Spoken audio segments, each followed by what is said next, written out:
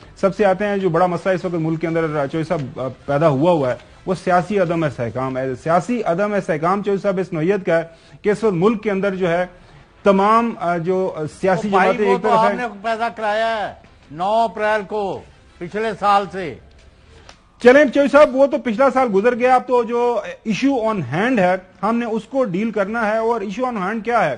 Issue on hand یہ ہے کہ سپریم کورٹ کے سامنے تمام سیاسی جماعتوں نے عید سے پہلے یہ ایک ریٹن جو ہے وہاں پہ گارنٹی دی کہ ہم بات کرتے ہیں. بات چیت کرنے کے بعد جو معاملہ ہے ایک دن الیکشن کروانے کے حوالے سے اس کے اوپر مذاکرات کریں گے اور اس کا کوئی حل نکالنے کی کوشش کریں گے.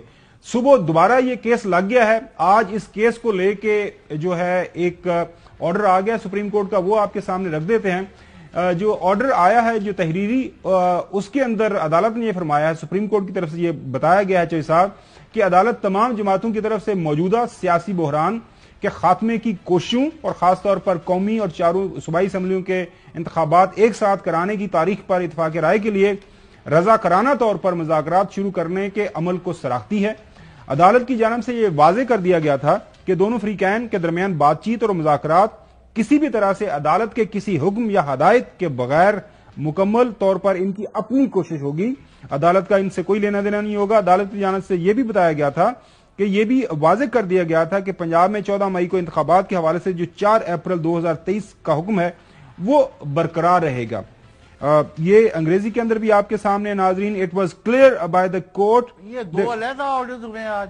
نہیں, یہ جو صبح جو پٹیشن لگی ہے وہ ہے, یہ دیکھ لیں. It was made clear by the court that the talks and negotiations between the 2 sides were entirely to be their own effort without any direction or order of the Supreme Court in this regard in any manner. It was also made clear that the order of the 4/4/2023 in constitution petition جو تھی 5 وہ 2023 remained unchanged, وہ بالکل بغیر تبدیل ہوئے موجود ہیں. اسی سارے معاملے کے اوپر ہم نے راجہ محسن کو بھی دعوت دیا اپنے پروگرام میں بات کرنے کے لیے, لیکن اس سے پہلے چوہدری صاحب جو ہے جو میرے خیال میں پہلی سٹوری پہ بات کر لیتے ہیں. یہ جو پٹیشن آئی ہے, یہ جو آرڈر آ گیا جو چوہدری صاحب نے ابھی سوال کیا ہے, اب یہ اسی کا تسلسل ہے, ذرا تھوڑا کلیریفائی کر دیں. چوہدری صاحب نے سوال کیا ہے 2 الیکشن سے یہ کاشف والا کیس کا ہے. جی یہ کاشف والے کیس کا ہے, یہ سردار کاشف والا کیس ہے جس میں ملک بھر میں انتخابات ایک ہی دن کرانے کی بات کی گئی تھی کہ جی ملک بھر میں ایک ہی دن انتخابات, ایک ہی آرڈر ہے. دیکھیں سپریم کورٹ آف پاکستان اور بالخصوص چیف جسٹس کی طرف سے ایک بڑی مخلصانہ کوشش کی گئی, نیک نیتی کے ساتھ کوشش کی گئی کہ کسی طریقے سے چلے, تمام یہ جو پولیٹیکل سٹیک ہولڈرز ہیں یہ ایک جگہ پہ بیٹھیں اور کسی نتیجے پر پہنچ جائیں. لیکن چوہدری صاحب اور گھمن صاحب آپ میرے سے بہتر جانتے ہیں کہ جس طریقے سے چیف جسٹس آف پاکستان کی کوششوں کا مذاق اڑایا گیا, تضحیک کی گئی, طنز کیا گیا کہ جی آپ جرگہ کروا رہے ہیں اور آپ اس پنچایت لگا رہے ہیں. حالانکہ چیف جسٹس صاحب جو ہیں ان کی کوشش بڑی ہی یہ نیک نیتی کے ساتھ تھی کہ یار یہ جو پولیٹیکل سچویشن ہے اس کا سیاسی حل یہ لوگ بیٹھ کے نکال لیں. لیکن گزشتہ سماعت پر چیف جسٹس صاحب بھی بڑے مایوس نظر آئے اور انہوں نے کہہ بھی دیا اپنے ریمارکس کے ذریعے بھی اور آج آرڈر میں بھی, انہوں نے کہا جی ہماری طرف سے کوئی ہدایت نہیں, آپ نے مذاکرات کرنے ہیں تو کریں, نہیں کرنے تو تب بھی. چوہدری صاحب یہ وہی کیس ہے وہ سردار کاشف والا, ایک دن الیکشن کروانے کے حوالے سے جس کے اوپر تمام سیاسی جماعتوں نے وہاں پہ بیانات اپنے جمع کیے. آپ کو خاور صاحب اور محسن صاحب آپ وہاں گئے تھے, آپ کے سامنے اٹارنی جنرل عدالت میں پیش ہوئے کہ جی وہ آج ہم نے فون کر دیا ہے اور مذاکرات کر رہے ہیں. This was the government which sent the AG.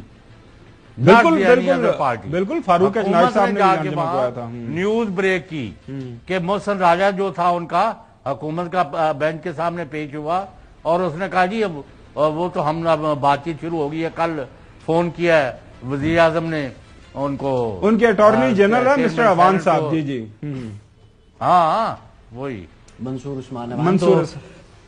اچھا اب آتے ہیں چوہدری صاحب جو اگلی سٹوری ہے, بنیادی طور پر جو اصل معاملہ اس وقت درپیش ہے حکومت وقت کو.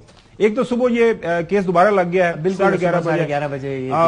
یہ کس کس کو نوٹس کیا گیا ہے اس کیس میں؟ اس میں اٹارنی جنرل فار پاکستان کو نوٹس ہے, پولیٹیکل پارٹیز کو بھی اس میں نوٹس تھا. تمام پولیٹیکل پارٹیز جب سپریم کورٹ میں آئیں تو انہوں نے کوشش کو بڑا سراہا بھی تھا اور بڑا اپریشیٹ بھی کیا تھا چیف جسٹس آف پاکستان کی ایفرٹس کو, لیکن جا کے پارلیمنٹ میں وہ کچھ اور تقریریں کرتے ہیں, سپریم کورٹ میں آ کے کوئی اور بات کرتے ہیں. آ جاتے ہیں جو آپ نے بھی پارلیمان کا ذکر کیا چوہدری غلام حسین صاحب, یہ کل رات سے اور آج تک وہ تسلسل جاری ہے.